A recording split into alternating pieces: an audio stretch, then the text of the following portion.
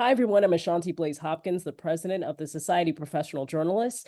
I am so elated to be able to introduce you today to our new executive director. We're going to sit down with her and talk about her background, her history, her trajectory, her career, and her vision and future for SPJ, and also a little bit about what's going on in our industry right now. So without further delay, I would like to introduce all of you to our new executive director of SPJ, Caroline Hendrie. Caroline, thank you so much for joining me. Oh, I'm so excited to be doing this. I just can't wait to come on board. And I guess it's just less than 2 weeks now. And already I feel like I've had such a warm welcome. I've had an outpouring of support already. So I'm just feeling really excited about joining the community formally, officially, in just short time. I share your excitement, and I know we made the right choice here. I want to start with the beginning. Tell me about the first time that you absolutely knew that you wanted to be a journalist. I had a pretty unusual way into the profession. To it a little late.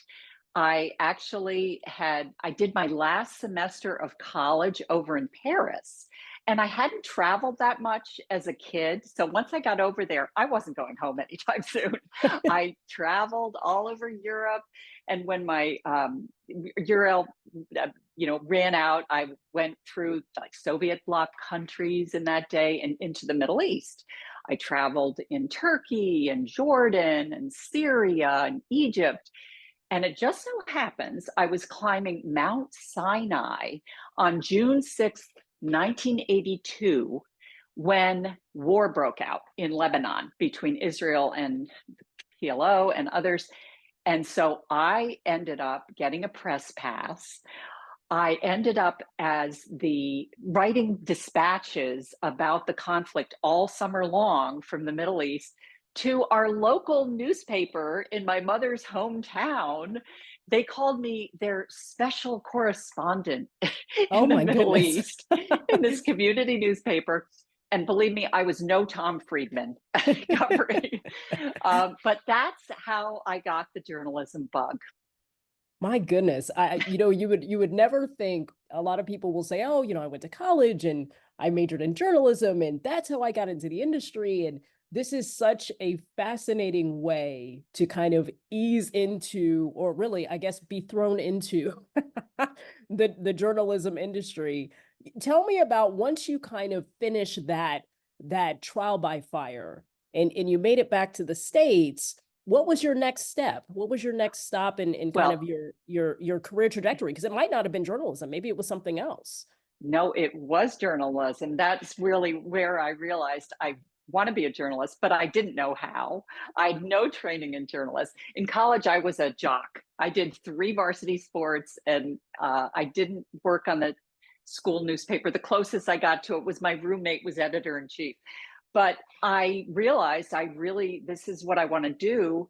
And where to start. And so I was very fortunate to get a job at Bridgeport, Bridgeport, Connecticut's daily newspaper. And I started out there, and in those days, they uh, published in the morning, a morning edition and a night edition. And so you were just kind of on round the clock. You'd cover a meeting in the evening and you'd be writing it for the morning paper, and then you come in the morning and you have to find a second day angle, and and then so it was that was trial by fire, in local journalism. And so that's how I got my start. And I worked at a number of newspapers in Connecticut. The one where I worked the longest was a feisty, kind of award-winning suburban Hartford paper called the Journal Enquirer. And we had a great group of young journalists. Fortunately, some of them knew more what they were doing than I did, and I learned a lot from them. And that includes my husband, because I met him there. Oh, And a that's so lot of us, great. met and married there. And, we've been married for 35 years, have 3 kids. So I owe my whole family to local journalism. That's amazing. I am also married to a journalist as well, so I can completely empathize with finding your husband in the career that you also love. So Yeah. So Yeah. talk to me, I know you kind of shifted a bit in your career. You went from being a journalist and working at several different news media organizations to shifting to DC. Tell me about how that came Right. about and what did that look like?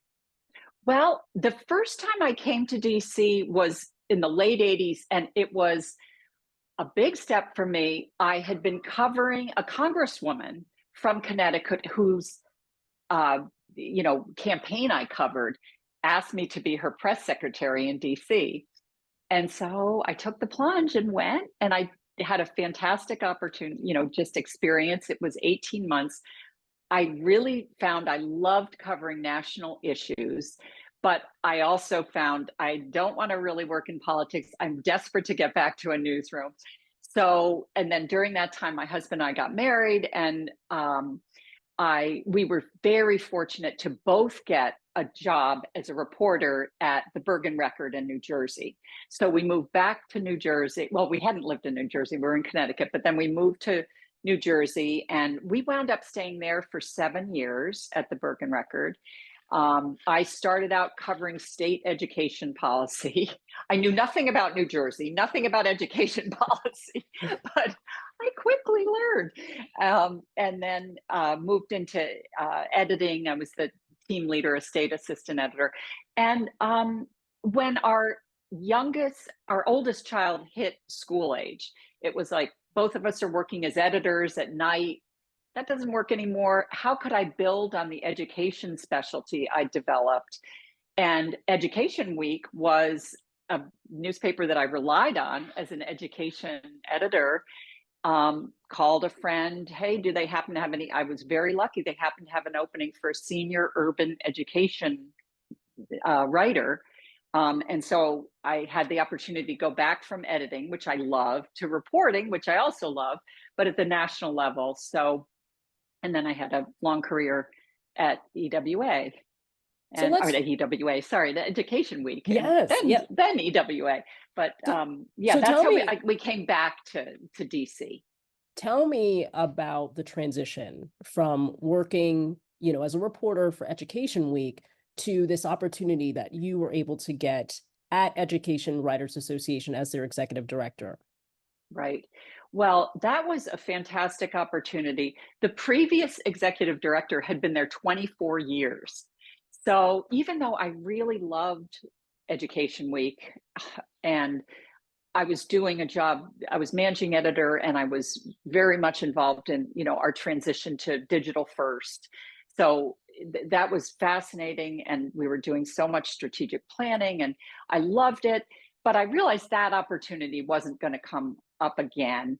So I threw my hat in the ring, and it was a tough time for journalism. This was I started in the spring of 2010, so the Great Recession wasn't far behind us. The kind of terrible layoffs and everything from 2009. So it was a tough moment, but we were able to work together. I was so lucky. I had a super creative and supportive board, members who felt passionately about the mission, a staff that was eager to grow and expand our impact. So we were able to do that. We created lots of new programs. We really thought about what we were doing initially as reinterpreting our mission for the digital age. It kind of hadn't gotten to that point, and we very much did that. And that, because we created lots of different programs, when the pandemic hit, 10 years later, we had a lot of different ways to serve our members' needs and meet them where they were. I feel like if we hadn't had that kind of diversification of our programming, we wouldn't have been as well positioned as we were to weather the pandemic. We had grown our annual conference, more than tripled attendance, and really grew the kind of professionalism of it and so forth. But that wasn't the only thing we had. We have a lot of other kinds of programs that, we had started a podcast. We had the EWA Fellowship Program, which provided financial and other support for great journalism projects. And we totally overhauled the website. We created a new to the beat program, and lots of other programs like that, diving into data, a data journalism training program. So many other programs that we could continue in a remote world that kept us strong. I want to talk about as you entered into this new chapter of executive director of EWA, when you joined them, they weren't necessarily in the best position when it comes to finances or even the numbers of members. Talk to me about how you were able to take that organization from making $1 million a year in revenue to $3 million a year in revenue, from around 200 members to a couple thousand members. Take me through how you kind of put those plans in place, the strategy that had to go behind that, and the will that was needed to make some tough decisions. Right. Well, fortunately, I came in after the board had just gone through a strategic planning process. And one of the and they made clear, when I first looked at this strategic plan, I thought, I've got to follow this, every single line, in it. And then one really wise board member said to me a couple months in, this is a guide, not a straitjacket. So that was very freeing. But they had done the work, and one of the changes they had made back in 2009 was to eliminate membership dues for journalists, with the idea that every year you work as a journalist, sometimes you're going further into debt. It's hard to make a living and make ends meet, and it's an obstacle. Way back in the day, professional dues were paid by your employer. Yeah. And most people working at independent news outlets don't have that anymore. And there just isn't that investment in professional development and community. So they'd made that decision before I got there. So that was one good step. One of the things we did was try to identify partners who wanted to support our mission. And we greatly expanded that. And that included philanthropic partners. We kind of built on what was there to greatly expand the number of funders we have and the amounts that they were giving us, and the activities that were being supported through that. So all of that happened. We also had partnerships with universities.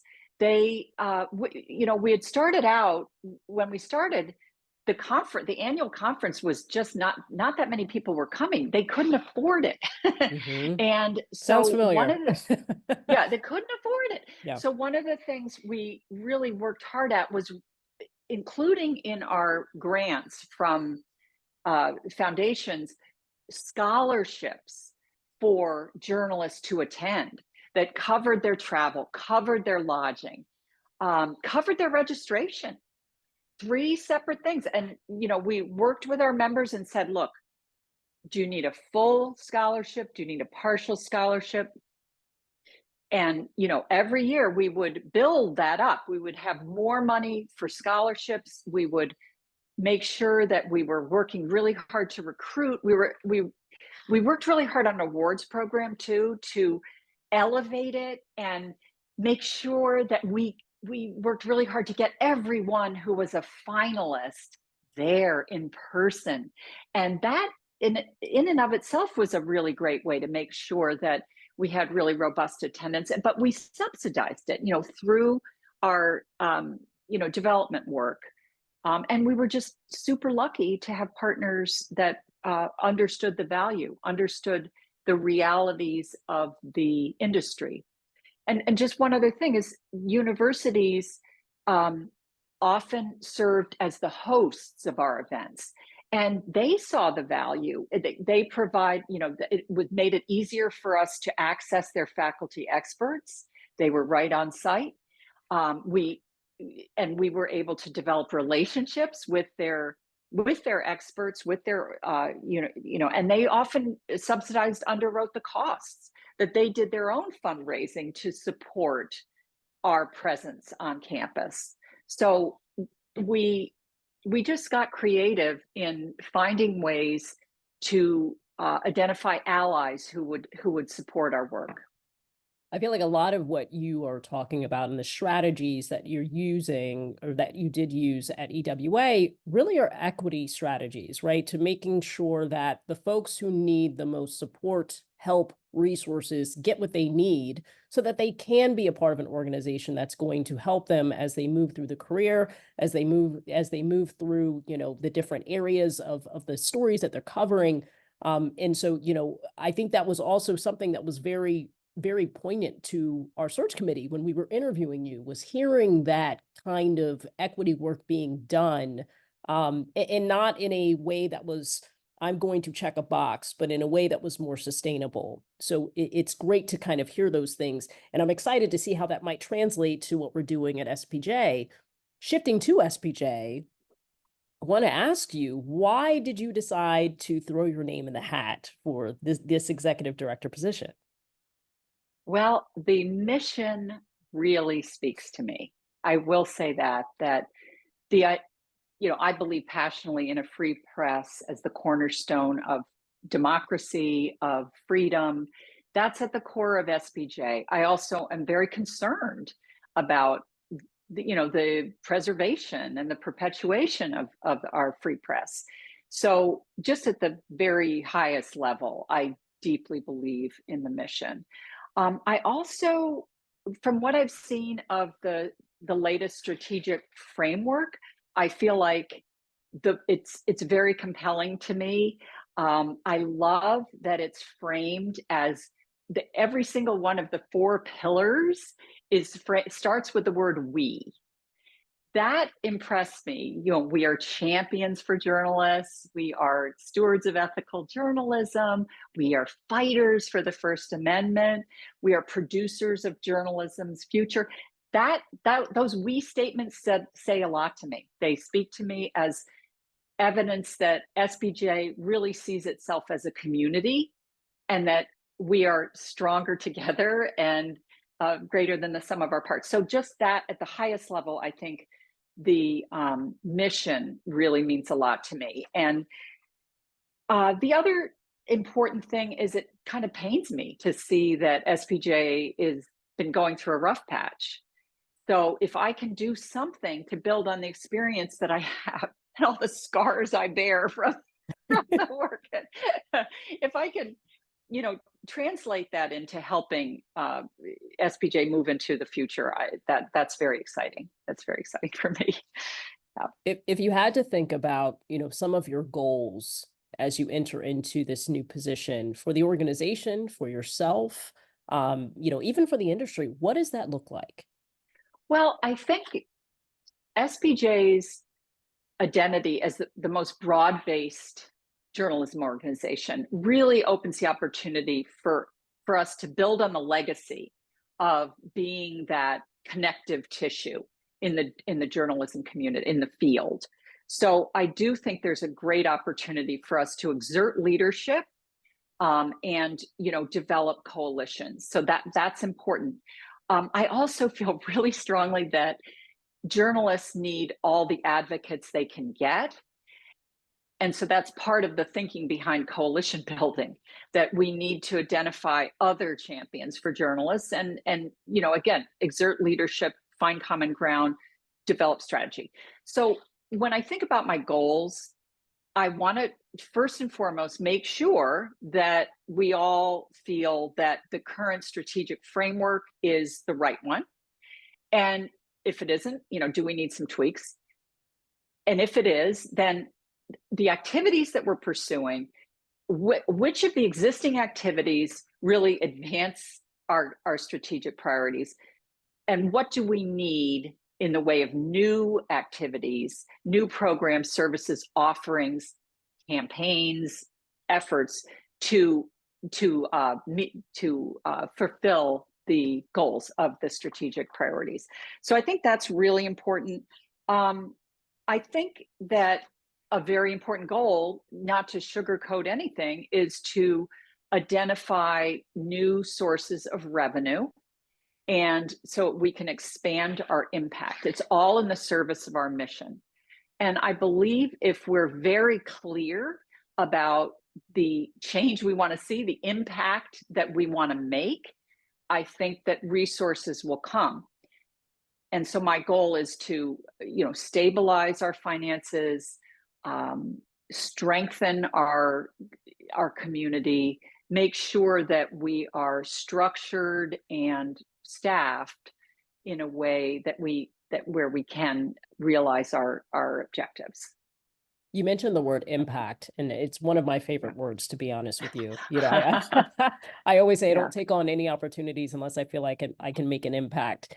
It's no Yeah. secret that our industry is at a crossroads right now, and we could really go either way. When we talk about impact, what kind of impact do you think our organization can and should have in where we are right now as an industry? Right. Well, I think I've been in the industry for 4 decades, and there's always been challenges, there are obstacles. That said, last year we saw job losses in print, digital, broadcast news organizations increase by nearly 50%. So it is really at the most existential level. We are weathering a difficult period. At the same time, there are a lot of green shoots out there. There's all kinds of experimentation. I come most recently from the nonprofit news ecosystem, and there's just an explosion of efforts. I'm fortunate to serve on the board of one of those newer nonprofit national news organizations, Open Campus Media. And, the larger philanthropic community is really starting to step up and understand that journalism is vital to our democracy and that it needs to be supported, and not just as a flash in the pan, but long term. So that is exciting. And there's a great deal of recognition now of the importance of local journalism and the gaps that we have, huge gaps, right? That this is not new, but there's a lot more awareness of it, I think. And people with the resources to make a difference are paying attention. So I think SBJ has a great role to play there. One of our core assets is that we have members all across the country working to provide news and information to their local communities. They need a strong right arm. They need us to support them. Very, very, very often they're very unsupported. They are like on a little island in the midst of a community, and there's just way too much to do. So I think that's one of our core strengths. And I think that means that SPJ can pay at a time when there's growing recognition and interest in kind of addressing the news desert, and not just news desert, but kind of insufficient flow of high quality news and information in communities across the country. I think we can play a very valuable role. We already have some of the building blocks in place. It's just, building the whole framework, the whole house. I want to wrap up on a fun note. I want to have you kind of share something interesting about yourself that maybe no one knows, that maybe you feel gives you joy, or brings a smile to your face on a regular basis. So many things bring me joy. That's really hard. My little puppy gives me joy, my brand new. Well, and what I just love about this little puppy, she is so beautiful. She's our 4th Shetland sheepdog. Oh. And what I love about her is she brings our family together. It's part of our legacy as a family, but she's something totally new. So in a way, you can think about that as a new chapter. It's a new chapter in our family's life. and it's a new chapter in SPJ's life. Yeah, So exactly. it's wonderful to kind of build on what all the good things that you've remember and you've done together, and then look forward to all the good things to come. I also have a new puppy, and I think Chloe, which is your puppy, and Max, my puppy, we should figure out how to get them together. We Have a have to little put doggy on, play date. pith helmets or something. Exactly. Like Exactly. Is there something that you wanted to say to the members of SPJ as kind of a closing thought as we wrap up our conversation? Absolutely. I have been so impressed with the board members, the leaders of SPJ that I've met.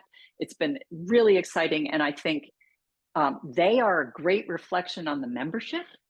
And you, including you, very, first and foremost, you, Ashanti, but also the other members who volunteer their time and feel such just love for the organization. That's been really impressive.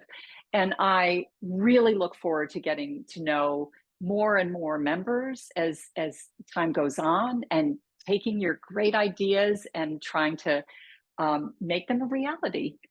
And I just hope we can really work together in a very positive spirit, and of friendliness and optimism. And I'm very confident that we will. Caroline, thank you so much for taking the time to chat with me today. We're very excited to have you on board and starting on May 1st. And I want to thank all of you for taking the time to listen to us have this conversation and to allow me to introduce you to our new executive director of SPJ. If you would like to rewatch this, you can always go to SPJ's YouTube channel. And I also encourage you to join SPJ if you're not already a member. We need you, and we will make sure that we are there to support you in what you need from us. Thanks so much.